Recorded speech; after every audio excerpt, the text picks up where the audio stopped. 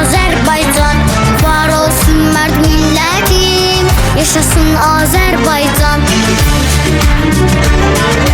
Sen galipsen, bütün dünya gele benden danışır.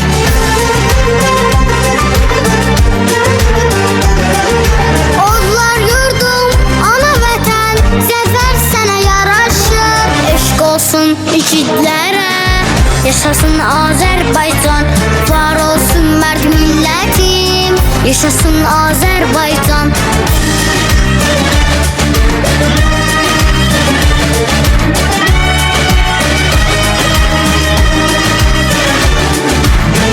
Yurdumuz öz xilaskar oğluna arxalanır.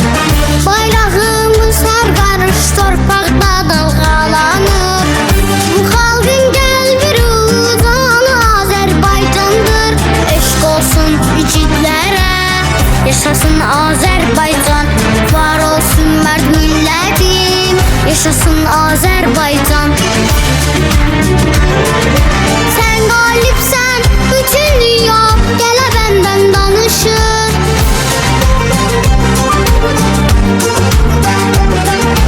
Odlar yurdum, ana vətən, zəfər sənə yaraşır. Eşq olsun igidlərə, yaşasın Azerbaycan, var olsun mert milletim, yaşasın Azerbaycan.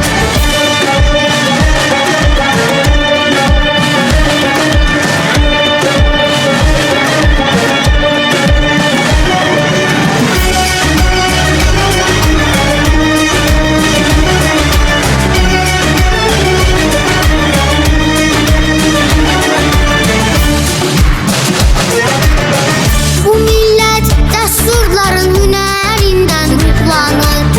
Galibiyet kazanır, zirvelere yollanır.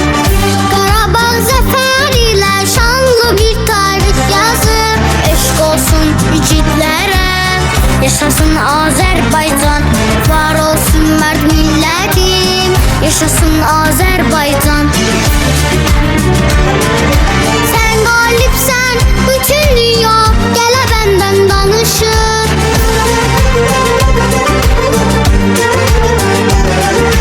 Odlar yurdum, ana vətən, zəfər sənə yaraşır. Eşq olsun igidlərə, yaşasın Azerbaycan, var olsun mert milletim, yaşasın Azerbaycan. Eşq olsun igidlərə, yaşasın Azerbaycan, var olsun mert milletim, yaşasın Azerbaycan.